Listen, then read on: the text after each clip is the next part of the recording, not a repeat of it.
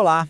Hoje a gente vai mergulhar numa história, olha, impressionante, de como uma das marcas mais icônicas do mundo acabou perdendo o rumo. Tudo começou com um tremorzinho ali no mercado de ações, que muito rápido se transformou num verdadeiro terremoto.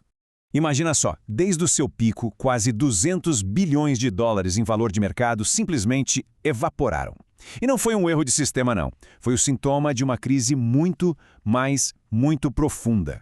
Fica a pergunta, né? Como que a campeã do esporte da cultura, que parecia absolutamente intocável, de repente se viu em queda livre? Para a gente entender esse colapso, primeiro temos que voltar um pouco no tempo e lembrar como era a vista lá do topo.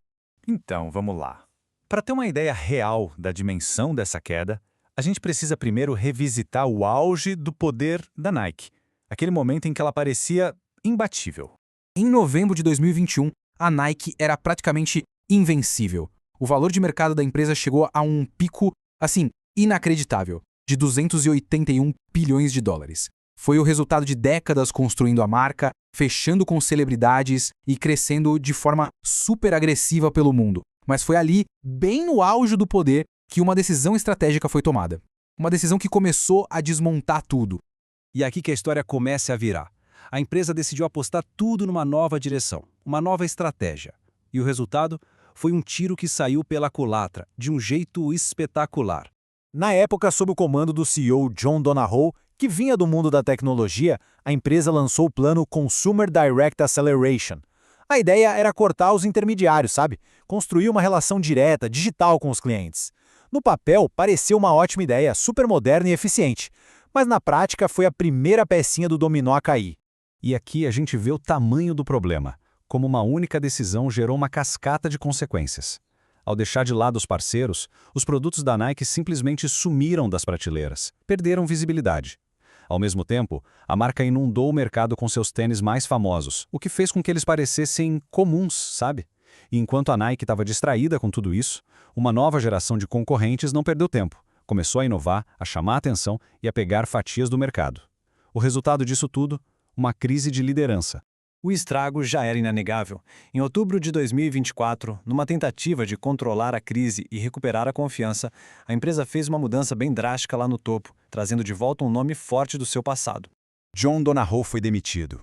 No lugar dele, a Nike trouxe de volta Elliott Hill, um cara que era funcionário de carreira, que entendia o DNA da marca como ninguém. O mercado até ficou esperançoso, mas o desafio que o Hill herdou era gigantesco. E num momento de honestidade raro no mundo corporativo, ele mesmo revelou o quão fundos eram os problemas. Depois de mais um relatório de resultados bem decepcionante, Hill reuniu os funcionários. O clima, claro, estava pesado. E foi aí que ele deixou de lado o discurso corporativo e abriu o jogo. A frase dele foi um desabafo.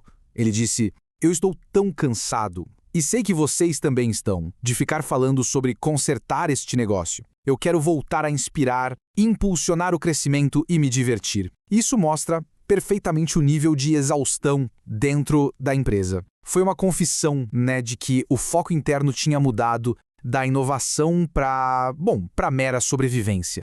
Mas os problemas não eram só internos. Enquanto a Nike estava olhando para dentro, tentando se arrumar, o mundo lá fora não parou. E o cenário competitivo foi completamente redesenhado. De repente, um monte de marcas super ágeis, inovadoras, como a On Running e a Hoka, conquistaram o público de corrida e os influenciadores de moda. E, ao mesmo tempo, a velha arquirrival da Nike estava preparando um retorno triunfal. É só olhar os números. Enquanto as ações da Nike caíam, as da Adidas dispararam mais de 70%. Mas a ameaça não vinha só do Ocidente, não. Na China, um mercado importantíssimo, um fenômeno cultural estava praticamente congelando a Nike por lá. Esse fenômeno se chama Goao-Chao. É um movimento de orgulho nacionalista entre os consumidores chineses mais jovens. Eles estão dando preferência às marcas locais, o que está fazendo a Nike projetar uma queda de 20% nas vendas só naquela região.